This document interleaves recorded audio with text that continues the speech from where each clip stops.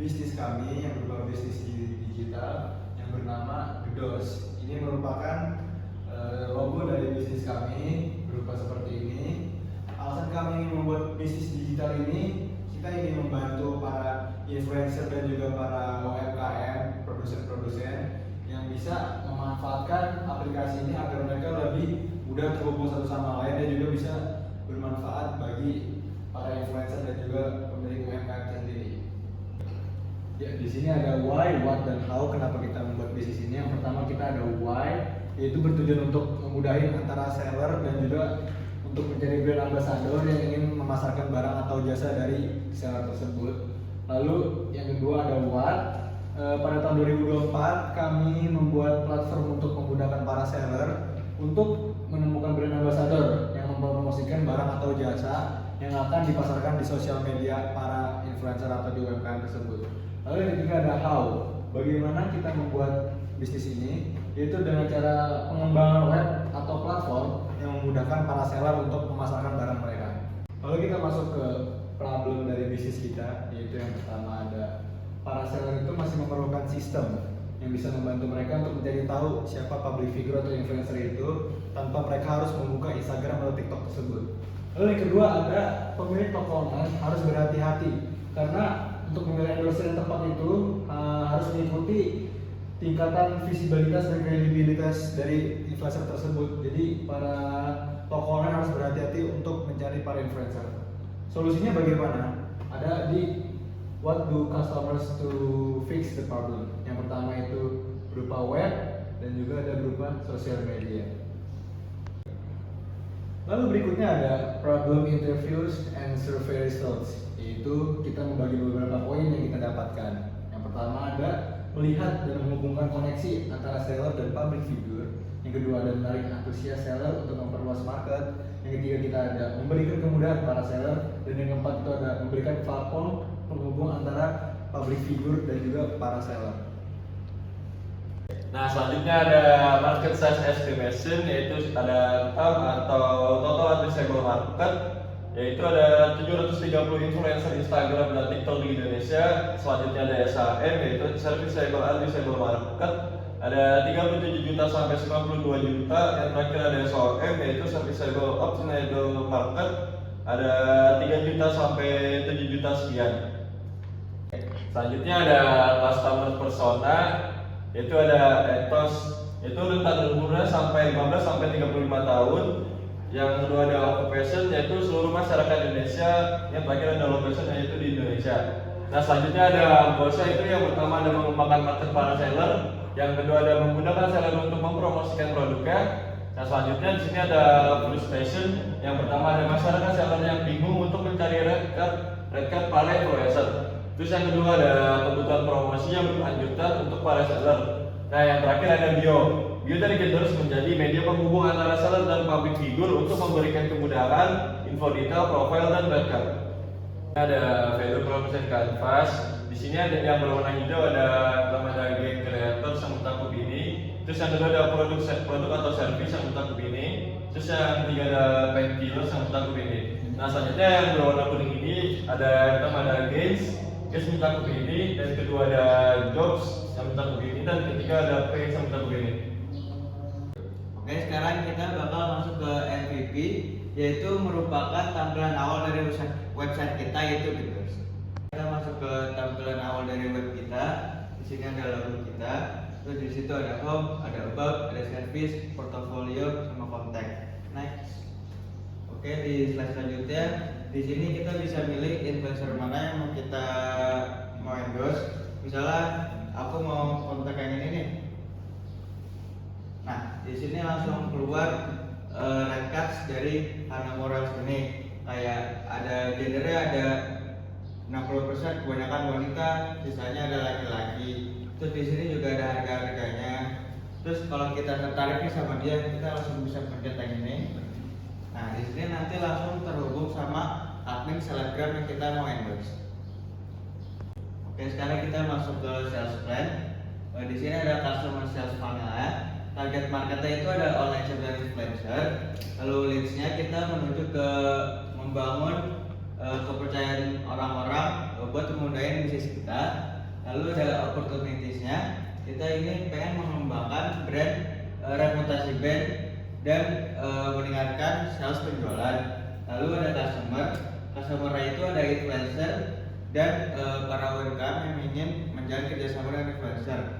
Lalu ada target customer kita, pastinya kita ingin ke semua orang, lalu ke orang-orang yang punya lifestyle, lalu ke orang-orang yang punya lifestyle yang agak naik, yang premium, luxury lifestyle consumer. Oke, selanjutnya kita masuk ke bagian solution. Di sini kita menjelaskan solusi kita, yaitu kita mengoffer membantu bisnis mencapai tingkat transaksi efektif dan dapat membantu meningkatkan penjualan, memperluas jangkauan bisnis dan juga memperkuat reputasi merek itu sendiri. Nah, dari kita tersebut kita ada 3, yaitu membuat media pengembangan platform, dan kedua ada upgrade pengembangan info profile detail, dan ketiga ada stabilisasi market. Lanjutnya untuk benefit yang kita tawarkan itu ada kemudahan untuk seller, memaksimalkan jangkauan market, dan memberikan info secara berkala. Oke, selanjutnya ada competition analysis. Untuk kompetitor sendiri itu kita masih belum ada, karena kita bisnis yang pertama kali untuk bangun ini di bidang ini sendiri. Nah, ada benefit juga dari product, prices, branding, channels, packaging, market viewers, UGP, dan juga di sini dijelaskan dari venture kita atau bisnis kita itu ada The Doors. Untuk pricesnya ada community corporate. Untuk branding charge-nya kita website itu thedoors.com, dan packaging itu berupa web based atau berupa website, dan market viewersnya itu kita skala nasional, dan UGP-nya itu kita membuat pendekatan strategi marketing, membuat inovasi pengembangan web. Oke, selanjutnya kita di link canvas. Di sini ada problem, solution, dan lain-lain. Ini problem kita yaitu membuka ruang seluas-luasnya untuk para seller, dan solusi kita yaitu menyediakan platform kita berupa web. Nah, untuk key metrics kita itu berupa web itu sendiri, dan untuk existing alternatif itu kita menyediakan platform yang guna untuk memudahkan jalan penghubung antara kedua belah pihak, dari pembisnis tersebut dan juga dari influencer. Untuk cost strukturnya kita ada 3, itu sewa domain, sewa email, dan juga operasional perusahaan. Dan unique value proposition itu kita kelola berbasis web dan dengan koneksi ke semua seller. Dan channel kita yaitu media sosial, web, dan blog. Dan customer segment kita yaitu seluruh seller dan public figure. Dan unfair advantage kita yaitu endorsement dan early adopters. Kita masih rancangan awal web sendiri sih. Dan untuk revenue streams kita membuat aplikasi dan aktif dalam menghubung koneksi seller dan public figure. Oke, next kita ada go to market strategy, kita ada ceremony, campaign, activity, dan activation. Dimana ceremony sendiri kita ada partnership, collaboration, launching, and support. Campaign kita ada Instagram ads, LinkedIn ads, YouTube ads, dan TikTok ads. Dan activity kita ada testimony story. Dan untuk activation kita ada promo hood Doors, promo hood TSI, dan promo hood Lebaran. Dan untuk target market kita estimasi ada 1000 pengundangan vendors apps. Dan untuk prospek kita dalam setahun pengguna dari Fitur sendiri itu mencapai 1 juta customer. Dan untuk sales kita 100.000 red cards bisa terjual. Next kita masuk ke sales provision Fitur sendiri.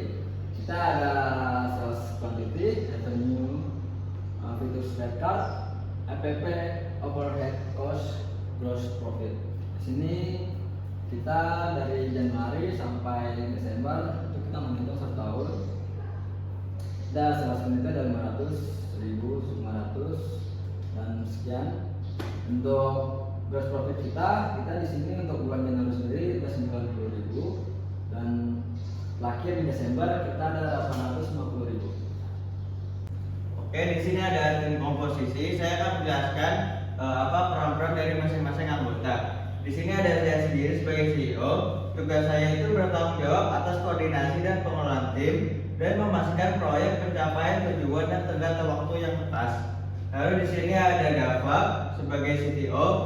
Tugasnya adalah merancang pengembangan dan menguji perangkat lunak atau web, lalu memastikan keberlanjutan dan kehandalan solusi digital. Lalu selanjutnya ada Maesa sebagai CMO, yaitu tugasnya merencanakan dan melaksanakan strategi pemasaran online dan mengelola kampanye iklan digital dan meningkatkan visibilitas merek. Lalu yang terakhir ada Fazal, yaitu tugasnya menangani aspek tata letak, desain, dan pengalaman serta fokus pada estetika dan kenyamanan pengguna. Nah, selanjutnya di sini ada misalkan di bisnis kita ada suatu masalah, kita harus yang pertama harus berdoa. Kami berdoa kepada Tuhan untuk dimampukan menghadapi dan mencari solusi masalah yang kita hadapi. Selalu berpikir positif, kami selalu berpikiran positif supaya dapat membantu kami menemukan solusi masalah yang lebih baik dan tetap tenang. Selanjutnya ada kami tidak panik dan tetap tenang sehingga kami dapat mendapatkan solusi yang terbaik untuk mengatasi masalah tersebut. Ya, begitulah hasil dari presentasi bisnis kami. Mohon maaf jika ada kesalahan kata. Semoga bisnis kami ke depannya bisa berjalan dengan baik dan lancar dan bisa sesuai dengan prosedur yang kami jalankan. Kurang lebihnya mohon maaf. Assalamualaikum warahmatullahi wabarakatuh.